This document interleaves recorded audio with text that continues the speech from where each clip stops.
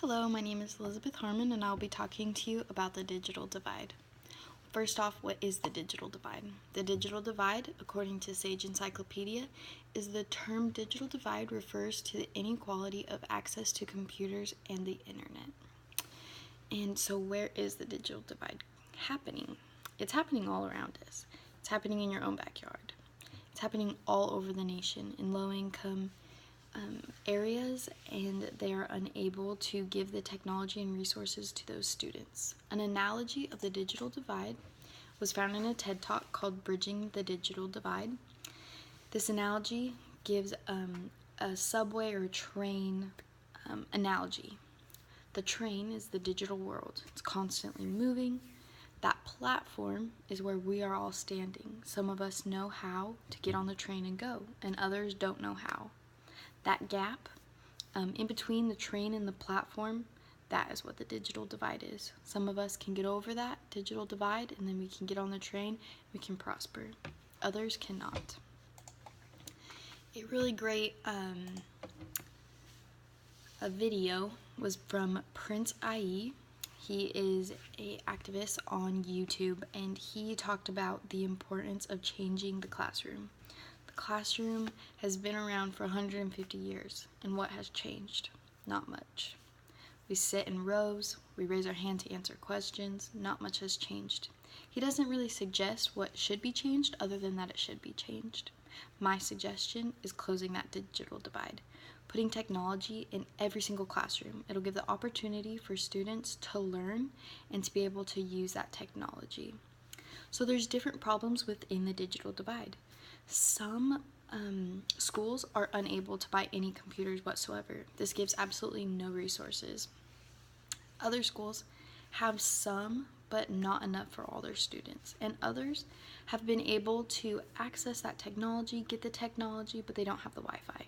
And this makes it almost impossible because of how slow the internet is. There's a really great documentary called Without a Net.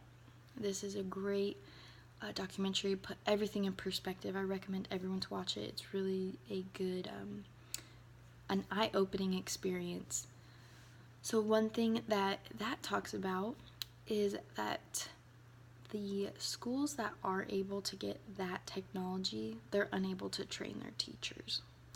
They will get all the technology, they'll get the Wi-Fi, everything will be going, it'll be great, and then they never teach the teachers. And so then those teachers cannot teach their students how to use the technology, and the technology ends up getting pushed off to the side.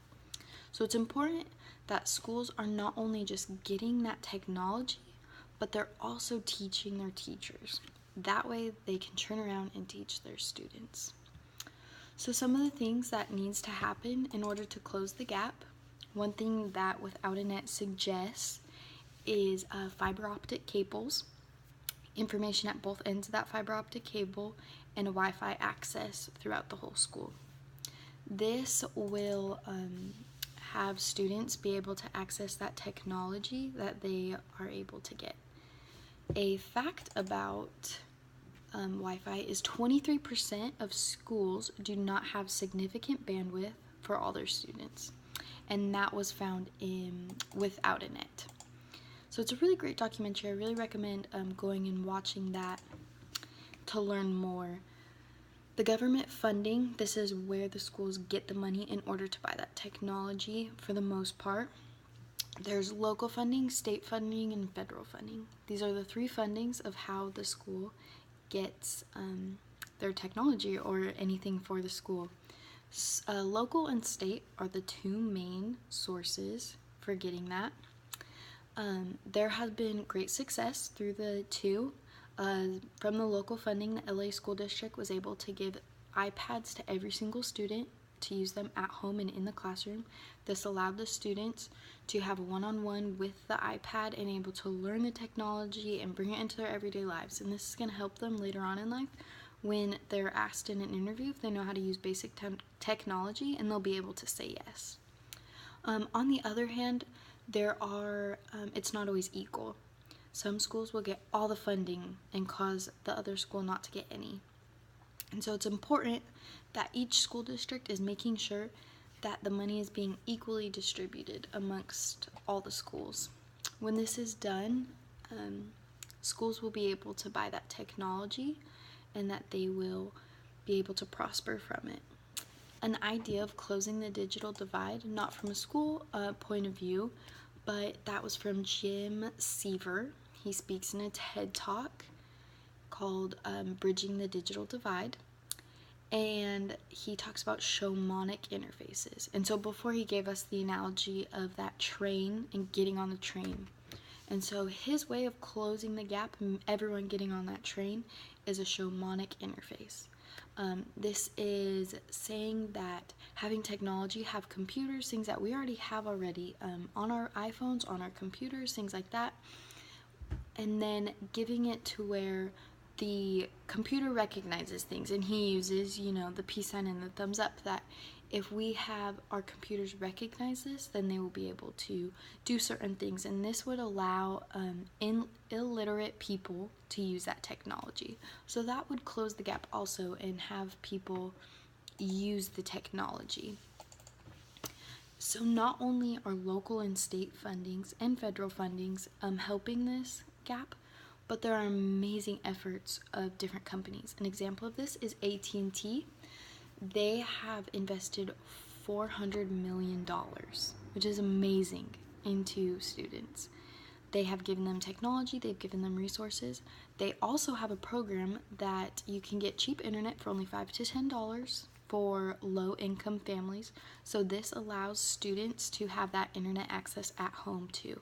So if they have the Chromebooks, the iPads, or anything like that, they will be able to use them at home, which makes all the difference. They will be able to do their homework and learn more about how to use that technology that they might not have that free time in the classroom. So AT&T's motto that I really liked was, "We believe that no connection is more important than the connection of education." And I think that's really important to note, because the students of today are going to be our leaders of tomorrow, and to make sure that they are well prepared for the future is just so important. And so when I look at all this, I think, why, what can I do? What's important? And I'm sure a lot of people are thinking the same thing.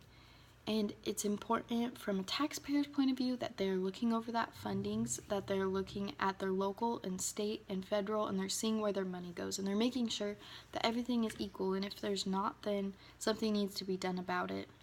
It's also important to make sure that everyone's aware. I recommend everyone watching Without a Net. It is a great documentary and really shows what's going on, and to also just get the word out.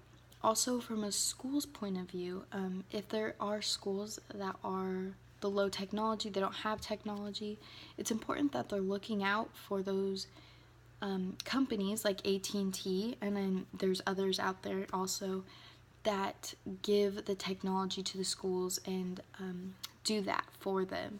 So it's important on both ends to actively look for those, and from a taxpayer point of view, to make sure where your money is going.